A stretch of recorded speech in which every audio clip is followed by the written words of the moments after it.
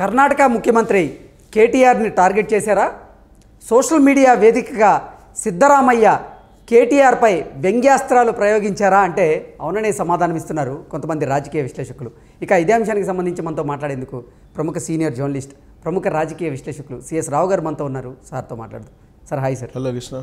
Sir, Karnataka ముఖ్యమంత్రి కేటీఆర్ని target చేశారా?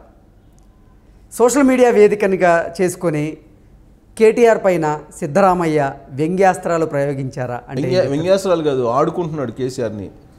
కర్ణాటక ముఖ్యమంత్రి సిద్ధరామయ్య సోషల్ మీడియా వేదిక చేసుకొని మాజీ మంత్రి కేటీఆర్ని ఒక ఆట ఆడుకుంటున్నారు. ఎందుకు ఆడుకుంటున్నారంటే అసలు నువ్వు ఎందుకు ఓడిపోయా అర్థం కావట్లేదు నీకు. నువ్వు ఓడిపోవడానికి కారణమే నీ ఫేక్ వీడియోలు, ఫేక్ మెసేజ్లను. సో బీజేపీ వాళ్ళు క్రియేట్ చేసినటువంటి ఫేక్ వీడియోలని నువ్వు ప్రమోట్ చేసేసి బీ టీమ్గా వ్యవహరించావు నువ్వు, అందుకే ఓడిపోయావు అని చెప్పారు. అంటే ఇప్పుడు కూడా నీకు అర్థం కావట్లేదా అని చెప్పి ఆయన వ్యంగ్యాస్త్రాలు, సెటైర్లు వేస్తూ ఒక ఆట సోషల్ మీడియాలో మాజీ మంత్రి కేటీఆర్ని ఆడుకుంటూ ఉన్నటువంటి పరిస్థితి. ఎందుకు సిద్ధరామయ్య గారు అసలు కేటీఆర్ని ఇంత ఆట ఆడుకోవడానికి కారణం ఏంటి? ఇంత ఆట ఆడుకోవడానికి ప్రధాన కారణం ఏంటంటే ఎన్నికల సమయంలో కేటీఆర్ కొన్ని దుమ్మెత్తిపోసాడు. కర్ణాటక నుంచి వచ్చేటువంటి వాళ్ళ మీద ఒక దుమ్మెత్తిపోసాడు. కర్ణాటకలో ఉచితాలు ప్రకటించేసి అక్కడ అధికారంలోకి వచ్చారు, కానీ అక్కడ ఇంప్లిమెంట్ కావట్లేదు. ఉచిత విద్యుత్ అన్నారు, అక్కడ ఉచిత విద్యుత్ కనీసం 2 గంటలు కూడా ఇవ్వట్లేదు, అక్కడ పవర్ కట్స్ ఉన్నాయని చెప్పి ఒక విమర్శ చేశారు. విమర్శ చేస్తూ దానికి సంబంధించినటువంటి ప్రచారాన్ని సోషల్ మీడియా వేదిక చేసుకుని విక్రాంత్ అని అతను ఉన్నాడు. అతని పేరుతోటి ఆయన ఏమేమి హ్యాండిల్స్ చేశారు, అతని పేరు పైన ట్విట్టర్ వేదికలు, ట్విట్టర్ హ్యాండిల్లో ప్రచారం చేశారు కొన్ని ఫేక్ సమాచారాన్ని. ఏంది, తెలుగు స్క్రైబ్ అనేది హ్యాండిల్ నుంచి అలా చేశారు. తెలుగు స్క్రైబ్ హ్యాండిల్ నుంచి అతను తీసుకెళ్ళి అరెస్ట్ చేశారు. ఇప్పుడు కర్ణాటకకు సంబంధించిన పోలీసులు వచ్చి తెలుగు హ్యాండిల్ అడ్మిన్ ఎవరైతే ఉన్నారో విక్రాంత్ రెడ్డి, అతను తీసుకెళ్ళి అరెస్ట్ చేశారు. ఎందుకంటే ఫేక్ వీడియోస్ పెట్టినందుకు. అప్పుడు ఫేక్ వీడియోస్ ఏం పెట్టారు, డీకే శివకుమార్ ఉన్నాడు. DK Shivakumar deputy CM, Karnataka deputy CM. ఆ కర్ణాటక డిప్యూటీ సీఎం అదేదో కంపెనీని, ఫాక్స్కాన్ అనే కంపెనీని మాకు రావాలి తెలంగాణకు వద్దని చెప్పి ఏదో లెటర్ రాసినట్టు ఒక ఫేక్ లెటర్ డీకే శివకుమార్ రాసినట్టు ఒక ఫేక్ లెటర్ని సృష్టించి ఈ తెలుగు స్క్రైబ్ హ్యాండిల్లో దాన్ని పోస్ట్ చేశారు. సో అందుకని చెప్పి ఇప్పుడు అతన్ని అరెస్ట్ చేశారు. కర్ణాటక పోలీసులు వచ్చి అరెస్ట్ చేశారు. అరెస్ట్ చేసి ఇప్పుడు వెరిఫై కూడా చేసుకోకుండా చేయడం జరిగింది. సరే, అప్పుడు అబాస్ పాలయ్యారు. సరే, ఈ తెలుగు స్క్రైబ్ హ్యాండిల్ అడ్మిన్ నుంచి అరెస్ట్ అయ్యాడు అతను. తర్వాత ఉత్తరాంధ్ర నౌ అనే ఫేక్ వార్తలు పోస్ట్ చేసే హ్యాండిల్, ఉత్తరాంధ్ర నౌ అనేటువంటి ఇంకొక పోస్ట్ చేసేటువంటి హ్యాండిల్ ఉంది.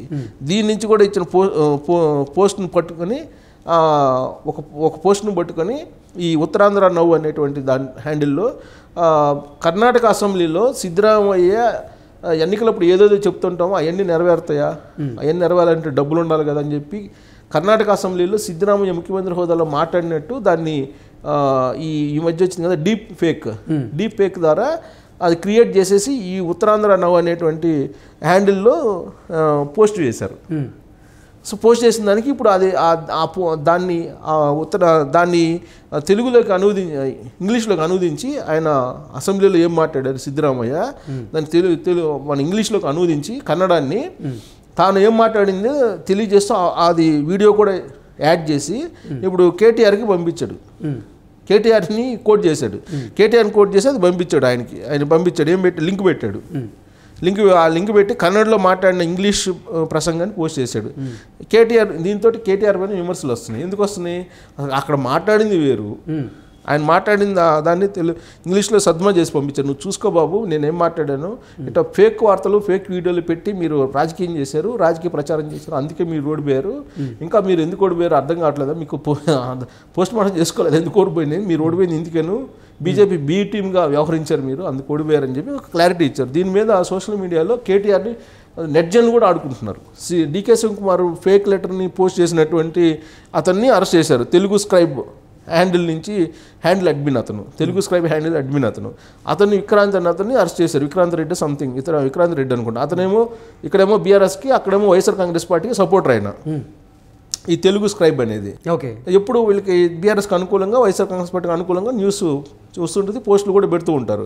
అది కాకుండా ఉత్తరాంధ్ర నవ్ అనేటువంటి ఇంకోటి ఫేక్ వార్తలు క్రియేట్ చేయడానికి ఒక హ్యాండిల్ని క్రియేట్ చేసుకున్నారు. సో ఈ రెండింటి ద్వారా ఫేక్ వార్తలను పోస్ట్ చేస్తున్నారనేది కర్ణాటక పోలీసులు ఐడెంటిఫై చేశారు. కర్ణాటక పోలీసులు ఐడెంటిఫై చేసి ఎన్నికలప్పుడు ఏమేమి ఫేక్ వార్తలు ఈ ఫేక్ హ్యాండిల్స్ ద్వారా, ఫేక్ అకౌంట్ల ద్వారా పోస్ట్ చేశారు అనేది ఐడెంటిఫై చేసి స్క్రూటినీ చేసేసి కొంతమందిని అరెస్ట్ చేసింది కర్ణాటక పోలీసులు. సో ఆ సందర్భంగా కేటీఆర్ని ఉటంకిస్తూ, బాబు నువ్వు చేసినటువంటి పని ఏంటి అనేది ఇప్పుడు సిద్ధరామయ్య ముఖం మీద కొట్టినట్టు సోషల్ మీడియా వేదికగా కేటీఆర్కి చెప్పడం జరిగింది. సో ఆయన చేసింది ఏంటంటే ట్విట్టర్లో ఉత్తరాంధ్ర నవ్ అనే దాంట్లో హామీలు ఇచ్చే ముందు లెక్కలేసుకోరా అని తన ట్వీట్లో ఘాటుగా ప్రశ్నించారు. ఎప్పుడు సిద్ధరామయ్యని. అప్పుడు ఎవరు? కేటీఆర్. ఎన్నికల్లో ఓట్ల కోసం ఏదో అనుకోండి, అది ఇస్తాం, ఇది ఇస్తాం అంటాము, అంత మాత్రాన్ని అన్నీ ఫ్రీగా మాకు ఇవ్వాలనే ఉంది మాకు కూడా, అయితే డబ్బులు లేవు అని కర్ణాటక అసెంబ్లీలో సిద్ధరామయ్య అన్నట్లుగా పోస్ట్ పెట్టారు. దానికి కేటీఆర్ నేరుగా అది చూసి దానికి కేటీఆర్ నేరుగా సిద్ధరామయ్య పైన విమర్శలు గుప్పిస్తూ ట్వీట్ పెట్టారు అప్పుడు. సో అది పెద్ద దుమారం రేపింది. ఆ దుమారం రేపినటువంటి క్రమంలో ఇప్పుడు ఎన్నికలు అయిపోయి తెలంగాణ ప్రభుత్వం, కాంగ్రెస్ పార్టీ వచ్చిన తర్వాత ప్రభుత్వంలోకి అసలు విషయాన్ని మొత్తం ఆధారాలతో సహా బయటపెట్టారు. బయట పెడితే ఫేక్ వార్తలు క్రియేట్ చేయడం, ఫేక్ వీడియోలు పోస్ట్ చేయడం, ఫేక్ న్యూస్ని బేస్ చేసుకుని ప్రచారం చేయటం, ఇవన్నీ చేశారు కాబట్టే బీఆర్ఎస్ పార్టీ ఓడిపోయింది అని చెప్పి ప్రూవ్ చేసింది కర్ణాటక ప్రభుత్వం, కర్ణాటక పోలీసులు. సో ఇది నెట్జన్లు చూశారు. కర్ణాటక సిద్ధరామయ్య పోస్ట్ చేసినటువంటి పోస్టులు, అలాగే అంతకుముందు కేటీఆర్ చేసినటువంటి ప్రచారం సోషల్ మీడియా వేదికగా, ట్విట్టర్ వేదికగా కానీ ఇతరత్ర సోషల్ మీడియా వేదికల మీద కేటీఆర్ చేసినటువంటి దుష్ప్రచారం, వీటన్నిటినీ ఒకచోట చూస్తున్నటువంటి నెట్జన్లు కేటీఆర్ని ఆడుకుంటున్నారు. ఇంత ఫేక్ ప్రచారమా, ఇంత ఫేక్ వీడియోలు పెడతారా, ఇంత ఫేక్ మెసేజ్లు పెడతారా అని. పైగా ఇంకోటి, కర్ణాటక నుంచి వచ్చినటువంటి నేతలందరినీ కూడా బీఆర్ఎస్ పార్టీ విమర్శించింది. సో అక్కడే ఇవ్వలేకపోతున్నారు, అప్పుడు హామీలు ఇచ్చారు, మీరు ఉచిత బస్సు ఇచ్చారు, అక్కడేమో లేడీస్ని తన్నుకునేలాగా చేశారు, ఉచిత బస్సు ప్రయాణ సౌకర్యం పెట్టి, ఉచిత విద్యుత్ అని చెప్పేసి కరెంట్ లేకుండా చేస్తున్నారు, అంత చీకటిమయం చేశారని చెప్పేసి మహబూబ్ నగర్ బోర్డర్లో, కర్ణాటక సరిహద్దుల్లో కొంతమంది కర్ణాటక రైతులను తీసుకొచ్చి అక్కడ ధర్నా కూడా చేయించారు. కానీ వాస్తవం అది కాదు. కర్ణాటకలో ఉండే పరిస్థితి అది, వాస్తవ పరిస్థితి అది కాదు. వాస్తవాలకు భిన్నంగా కేటీఆర్ ప్రచారం చేశాడు. ప్రచారం చేయడానికి తగ్గట్టు ఫేక్ న్యూస్ని క్రియేట్ చేశారు, ఫేక్ వీడియోస్ని క్రియేట్ చేశారు. సోషల్ మీడియా వేదికగా వాటిని పెట్టేసి సిద్ధరామయ్యకు ఉన్నటువంటి ఇమేజ్ని డ్యామేజ్ చేసేటువంటి ప్రయత్నం చేశారు.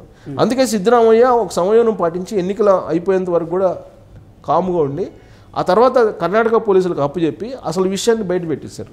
అసలు విషయాన్ని బయట పెడితే ఈ మొత్తం ఫేక్ ప్రచారం బీఆర్ఎస్ పార్టీ చేసింది, ఇదంతా ఫేక్ అనేది తేల్చిన తర్వాత అప్పుడు జనరల్గా ఏంటంటే ఎన్నికలు ముగిసిన తర్వాత ఒక రివ్యూ మీటింగ్ పెట్టుకుంటారు. ఏ పార్టీ అయినా పెట్టుకుంటుంది. అలాగే బీఆర్ఎస్ పార్టీ కూడా రివ్యూ మీటింగ్లు పెట్టుకున్నారు. రివ్యూ మీటింగ్లు పెట్టుకున్న సందర్భంగా ఏదో జరిగింది, అటు హరీష్కి ఇటు కేటీఆర్కి ఏదో జరిగింది, సీన్ కట్ చేస్తే హాస్పిటల్లో పడ్డాడు కేసీఆర్ అనేది అప్పట్లో వినిపించినటువంటి మాట. కానీ ఎందుకు ఎన్నో మంచి పనులు చేసాము, 24 గంటలు విద్యుత్ ఇచ్చాము, తాగడానికి నీళ్ళు ఇచ్చాము, 10 ఏళ్ల పాటు ఎన్నో అభివృద్ధి పనులు చేసాం, అయినా కానీ మనం ఎందుకు ఓడిపోయామని తెలియట్లేదని చెప్పి కేటీఆర్ అన్నాడు. ఆ మాటకి విరుగుడుగా ఈయన సిద్ధరామయ్య ఓడిపోయింది ఎందుకు తెలియదా, మీరు ఫేక్, మీ పార్టీ ఫేక్, మీరు ఫేక్ అనే విధంగా సిద్ధరామయ్య పోస్ట్ చేశారు కేటీఆర్కి. సో దాంతో ఇది మొత్తం హల్చల్ చేస్తూ ఉంది. వీళ్ళిద్దరి మధ్య జరుగుతున్నటువంటి కాన్వర్జేషన్ సోషల్ మీడియా వేదికగా నెట్జన్లు మాత్రం కేటీఆర్ను ఆడుకుంటున్నారు. సిద్ధరామయ్య యొక్క నిజాయితీని ప్రశంసలతో ముంచెత్తుతున్నటువంటి పరిస్థితి నెలకొంది. సో ఓడిపోవడానికి కారణం ఏంటనేది సిద్ధరామయ్య చెప్పాడు బీఆర్ఎస్ పార్టీకి.